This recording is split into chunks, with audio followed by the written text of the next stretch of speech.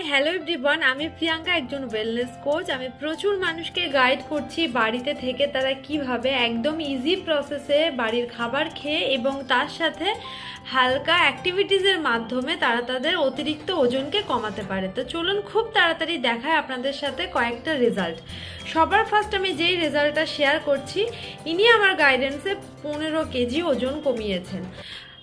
After delivery অনেকটা ওজন বেশি হয়ে গেছিল এবং সেখান থেকে কিন্তু 15 কেজি বাচ্চা যখন ব্রেস্ট ফিড করতো তখনই ওজন কমিয়েছে জাস্ট 3 মাসের মধ্যে।